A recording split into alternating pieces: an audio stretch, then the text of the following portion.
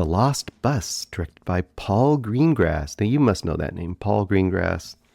United 93. He's done a bunch of the Bourne films. He's done a bunch of movies. But especially United 93 kind of comes to mind because that's a real-life harrowing event, of course, around 9/11, and how he dramatized it and really made it kind of a visceral experience, but also it seemed respectful. So I think he's really suited to do what The Lost Bus is about, which is a dramatized version of a real event surrounding the deadly fires in Paradise, California in 2018. For anyone who doesn't remember that, it was in Northern California.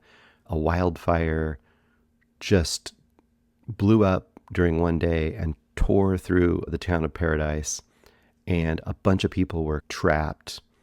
A lot of them trying to escape the town, but just clogged on the roads because they had to evacuate so quickly at such a last minute notice that a lot of people were like literally burned in their cars and died. So first of all, hearing all that, you could say this is going to be, a horrifying, gory, intense, just movie. And I think that they wisely went a little more mainstream with the approach of this. And they picked a particular kind of event from that day, but one that wasn't as tragic, but surrounded by the tragedy.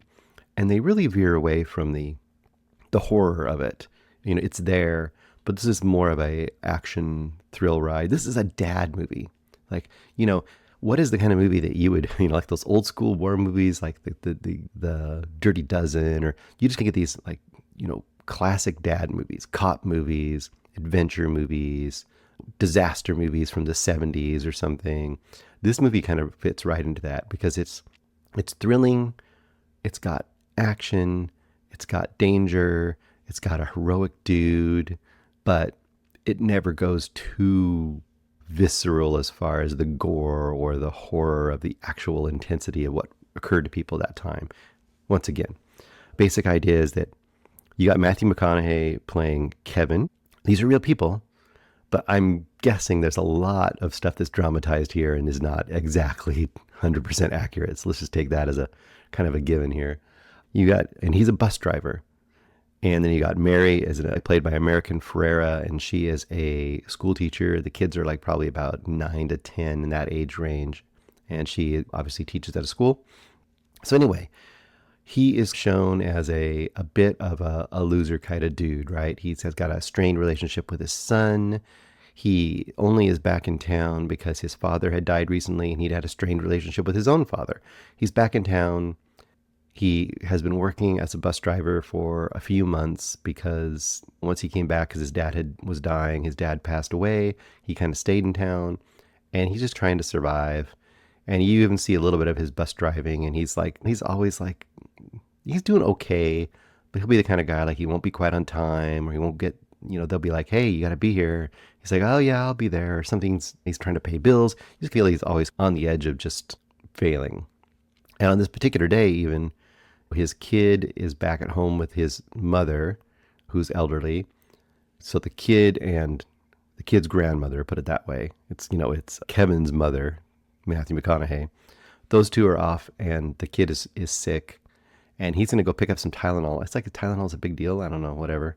He's going to pick up some Tylenol or whatever and get it back to him while he's in between his bus trips, because he drops the kids off in the morning.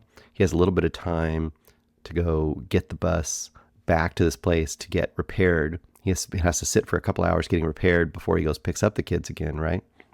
But instead, he's going to take a detour and go help his kid. So he's not in the area of town he's supposed to be with his bus. And the dispatcher, of course, is getting annoyed with him because they know he's just not doing exactly what he's supposed to be doing. But he's like, no, I got this. It's fine. I'll be there. And they're like, you need to be there. You need to be there to get the bus repaired. And he's like, whatever. But because he's out of position, when all heck breaks loose, I'm not swearing, Greg, when all heck breaks loose and the fire is really starting to rage closer to town than anyone expected it was, and there was a little flare up in the morning, but they didn't think it was going to become anything, and immediately it just blew into this crazy firestorm. When all that's happening, he's on the wrong side of town, and there's a call out from the dispatcher that there's this one school and they need to evacuate a whole class of kids, like, I don't know, 30 kids or something, because there's been a mandatory evacuation. Someone needs to pick him up, and the dispatcher calls out and says, who's close by and who can do it? And he's rooting to not be the one because he's got this mission to go get this medicine to his kid, and he's trying to mend his relationship with his kid, and it's getting all dramatic. And of course, he's the only one that's close by, and he has to take the trip. And that's it. Basic setup is him and the class. The class's teacher is American Ferrera, and she's going to hang out with them. He has to get the class from basically the east side of town, which is in imminent threat of just bursting into flames. He has to get the bus from that side of town all the way across town to the safe zone. And the safe zone keeps moving too, by the way, because it is just inundating everything. So on the good side of this movie, like I said, it's a real good straight ahead action adventure thrill ride.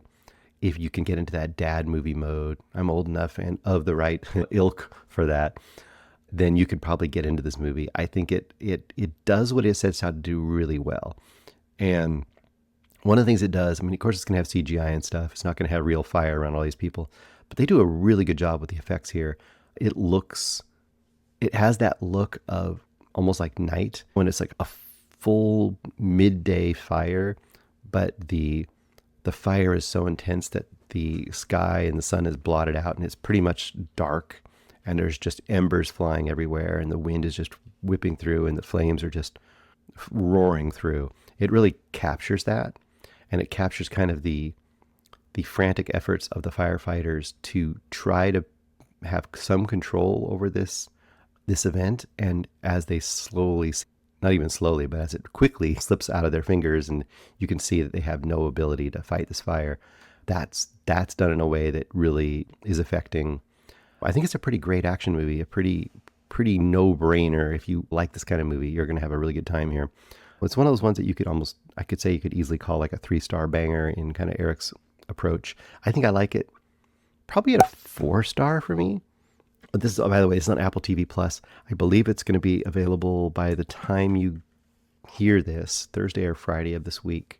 The 3rd, I do believe this launches. So if you have Apple TV Plus, this should be over there.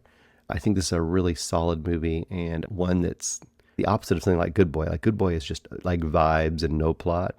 This is like plot. Here's the plot. Fire, bus full of kids.